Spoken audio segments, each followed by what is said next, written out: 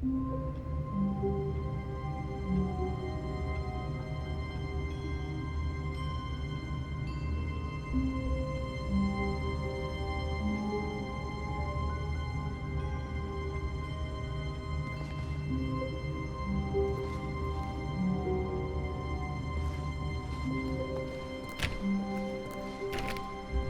of his co-workers were gone. What could it mean? Stanley decided to go to the meeting room. Perhaps he had simply missed a memo. No matter how hard Stanley looked, he couldn't find a trace of his co-workers.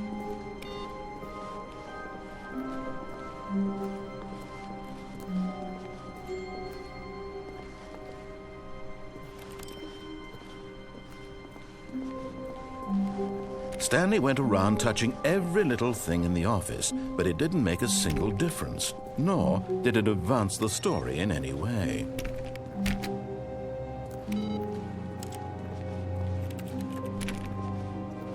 Stanley clicked on literally every single door in the office because he doesn't pick up well on cues from his environment.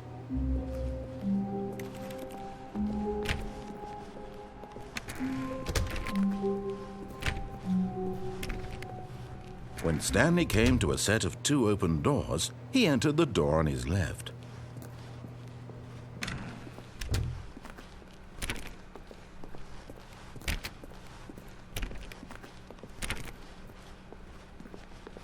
Yet there was not a single person here either. Feeling a wave of disbelief, Stanley decided to go up to his boss's office, hoping he might find an answer there.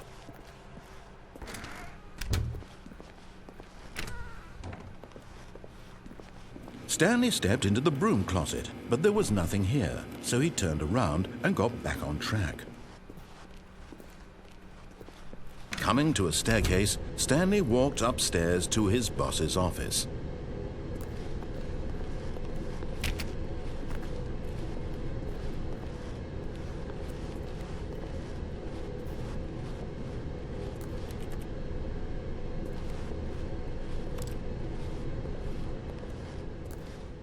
But Stanley just couldn't do it. He considered the possibility of facing his boss. Admitting he had left his post during work hours, he might be fired for that. And in such a competitive economy, why had he taken that risk? All because he believed everyone had vanished? His boss would think he was crazy. And then something occurred to Stanley. Maybe, he thought to himself, maybe I am crazy. All of my co-workers blinking mysteriously out of existence in a single moment for no reason at all? None of it made any logical sense. And as Stanley pondered this, he began to make other strange observations. For example, why couldn't he see his feet when he looked down? Why did doors close automatically behind him wherever he went? And for that matter, these rooms were starting to look pretty familiar. Were they simply repeating? No, Stanley said to himself, this is all too strange. This can't be real. And at last, he came to the conclusion that had been on the tip of his tongue. He just hadn't found the words for it. "I'm dreaming!" he yelled. "This is all a dream." Oh, what a relief Stanley felt to have finally found an answer, an explanation. His co-workers weren't actually gone. He wasn't going to lose his job. He wasn't crazy after all. And he thought to himself, I suppose I'll wake up soon. I'll have to go back to my boring real-life job pushing buttons. I may as well enjoy this while I'm still lucid. So he imagined himself flying and began to gently float above the ground. Then he imagined himself soaring through space on a magical starfield, and it too appeared. It was so much fun, and Stanley marveled that he had still not woken up. How was he remaining so lucid? And then perhaps the strangest question of them all entered Stanley's head. One he was amazed he hadn't asked himself sooner. Why is there a voice in my head dictating everything that I'm doing and thinking? Now the voice was describing itself being considered by Stanley, who found it particularly strange. I'm dreaming about a voice describing me, thinking about how it's describing my thoughts, he thought. And while he thought it all very odd and wondered if this voice spoke to all people in their dreams, the truth was that, of course, this was not a dream. How could it be? Was Stanley simply deceiving himself, believing that if he's asleep, he doesn't have to take responsibility for himself? Stanley is as awake right now as he's ever been in his life. Now, hearing the voice speak these words was quite a shock to Stanley. After all, he knew for certain, beyond a doubt, that this was in fact a dream. Did the voice not see him float and make the magical stars just a moment ago? How else would the voice explain all that? This voice was a part of himself too. Surely, if he could just... He would prove it. He would prove that he was in control, that this was a dream. So he closed his eyes gently, and he invited himself to wake up.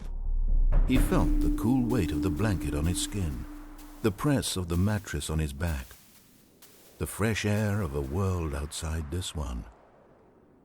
Let me wake up, he thought to himself. I'm through with this dream. I wish it to be over. Let me go back to my job. Let me continue pushing the buttons. Please, it's all I want. I want my apartment and my wife and my job. All I want is my life exactly the way it's always been.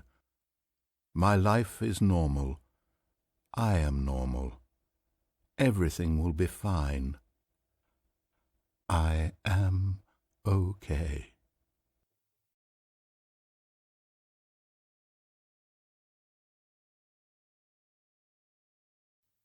Stanley began screaming. Please, someone, wake me up. My name is Stanley. I have a boss. I have an office. I am real. Please, just someone tell me I am real. I must be real. I must be. Can anyone hear my voice? Who am I? Who am I? And everything went black.